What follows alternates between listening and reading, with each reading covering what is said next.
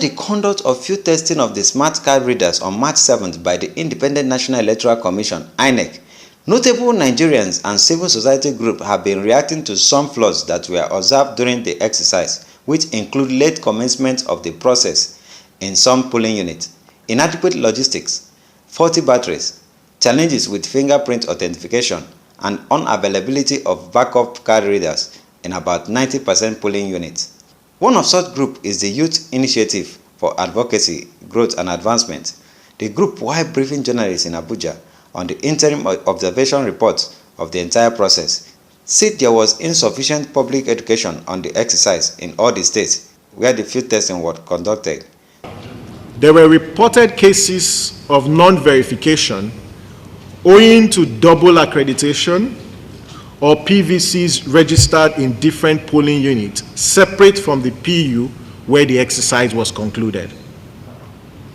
In an attempt to verify the reliability of the card reader, Senator Andy Uba presented a PVC of a voter who had already been accredited in Irunaka Hall, PU02 in Iboukwu Ward in Anambra State, but the machine declined the attempt to accredit twice. An incident occurred in Bubugaje Primary School, PU08, that's in Kano State, where the card reader failed to verify several PVCs as at 12 noon. But the polling official had to restart or rebooted the system, and the machine picked up and they proceeded or they continued with the verification exercise. Fingerprint authentication. Based on observer reports, 75% of polling units observed reported that the card reader machines declined fingerprint authentication. While stating some of their recommendations, the group said card readers, though efficient, INEC should do more to enhance the usage. The INEC Voter Registry Department and ICT Department should run checks on the voter registry and data bank to ensure fingerprints match voter information details on the card reader machines. While we acknowledge that farmers and voters with dirty, oily or greasy fingers could face some challenges with the machine, the rampant cases of non-authentication is suggestive that the voter information may not have been properly matched with biometrics, or the machines could have been wrongly configured. Then INEC should conduct more exercises to improve the technical capacity of the polling officials. Polling officials should be adequately trained on the best ways to handle the machines with diligence and care. A situation where polling officials attempt to clean the machines with their clothes or apparel is not acceptable. Adequate incident report forms should be deployed to the polling units. INEC should develop alternative ways of transmitting accreditation data from the polling units to its central server in the event the GSM data service fail on election day. INEC should deploy more female polling officials for the elections. This could encourage more women participation in the northern part. They called on all stakeholders in the electoral process to support the deployment of the card reader machines.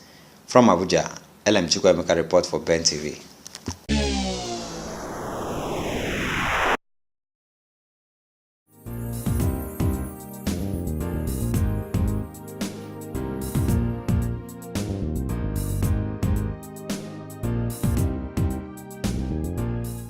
All Progressive Congress Presidential Campaign Organization has condemned Jigawa State Governor Sule Lamido over alleged statement he made about kidnapping the leaders of the opposition.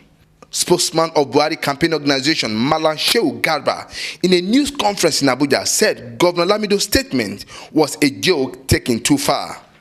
I think that it is terribly, terribly in bad taste that a governor would stand before television camera and announce that to break the APC, all they needed to do is to kidnap 2 APC leaders and that the party will be broken.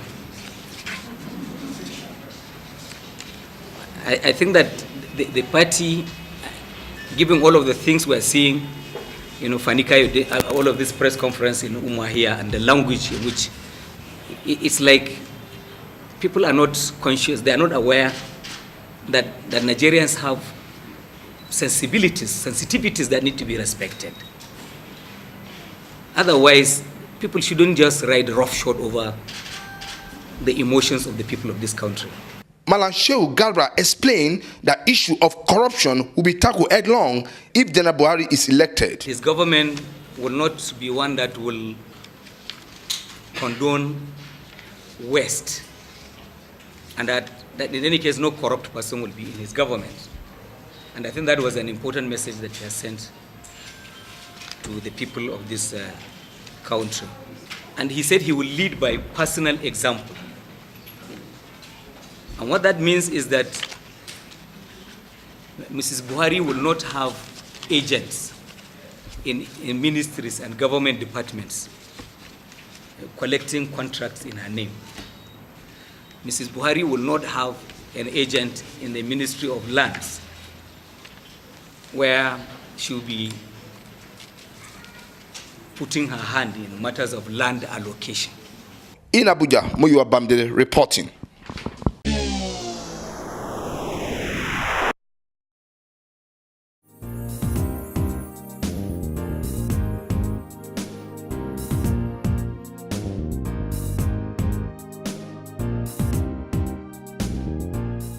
Minister of State for Education Viola Onwile has charged Nigerian youth to imbibe national values to promote peace, security and development.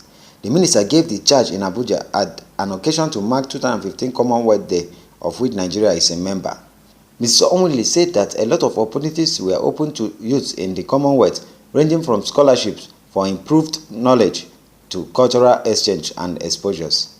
Government at all levels value orientation and programs to empower the young people through key ministries and parastatals, including, of course, and beginning with our own ministry, the Education Ministry, Agriculture, Youth and National Orientation, Women Affairs, Sports, Science and Technology, Culture and Tourism, Communication and Technology, amongst others.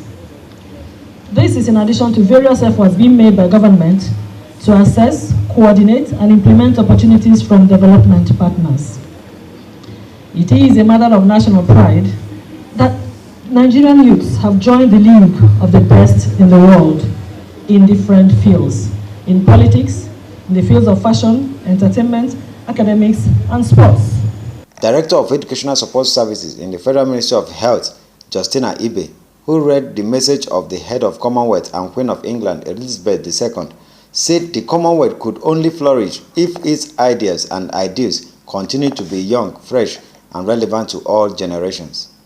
Indeed, it seems to me that now, in the second decade of the 21st century, what we share through being members of the Commonwealth is more important and worthy of protection than perhaps at any other time in the Commonwealth's existence. We are guardians of a precious flame, and it is our duty not only to keep it burning brightly, but to keep it replenished for the decades ahead. With this in mind, I think it helps that on this day, we celebrate a young Commonwealth. The theme of this year's Commonwealth Day celebration is A Young Commonwealth, which is a reflection of the Commonwealth's commitment to the continuing well-being of the youths. From Abuja, LM Chukwemeka report for Ben TV.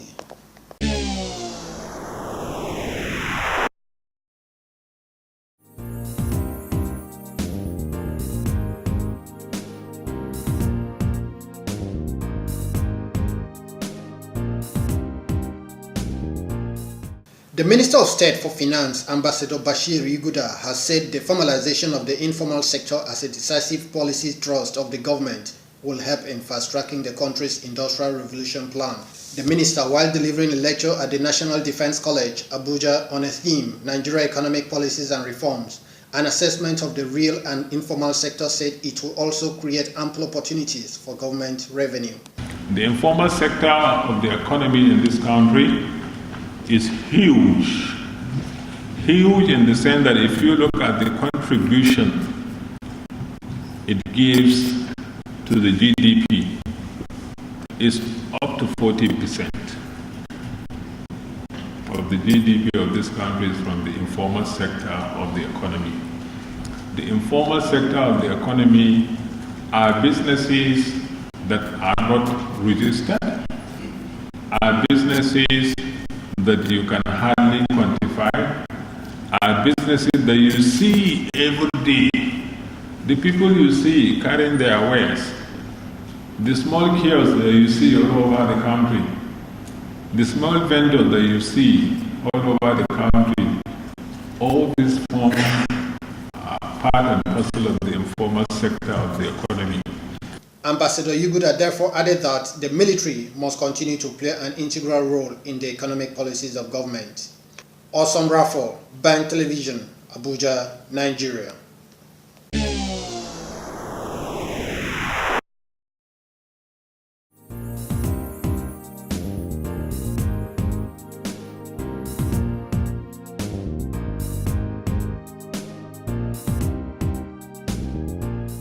The federal government have been called upon to include and always consider effectiveness, efficiency, and capability into consideration whenever any agency or parastatal of government is to be privatized, so as to prevent a situation whereby individuals that buys these organizations exploits the public to achieve their selfish desires for profit. Member representing Itio Federal Constituency in the House of Representatives, Honorable Akpodio Gaga Emeyese, who also is a member of the House Committee on Privatization and Commercialization, made this call in an exclusive interview with Ben Television in Abuja. He said that over the years, the purpose of privatization has not been fully achieved, as most of these organizations are not fully equipped to do what they set out to do. I do not subscribe to a privatization that will end up putting a government establishment or government corporation or body into the hands of one or two few rich persons who will at the end of the day now begin to exploit the masses. It shouldn't be so. The idea of privatization is to make for effectiveness, is to make for efficiency, is to make for positive impact. And for you to have that efficiency or positive impact on the lives of the people, then you need to transparently privatize that corporation or that body in such a way that the right people would be given the opportunity to manage the business. Because what do we see? There are a lot of government properties today that have been bought by people in government, public politicians, civil servants, public officers, by way of proxy, using other people's names to do it. This is not right. That is why you see that so many people are kicking against privatization. On some of the post-privatization monitoring, Honorable Emeyese said that the regulatory body needs to do more in terms of enforcement. Everything depends on the regulatory body. You see, generally, when you privatize, you need to have an effective regulatory body to monitor the privatization that has been carried out. Where the regulatory body is weak, you are bound to have problems. Take, for example, a lot of government parastatals or companies have been privatized over the years. But what do you see? You see that at the end of the day, these same people buy these properties, and after buying, they come back crying back to you that they have no money to continue. And then the government now gives them money again by way of loan or by way of grant to continue to be able to sustain them in that business. It shouldn't be so.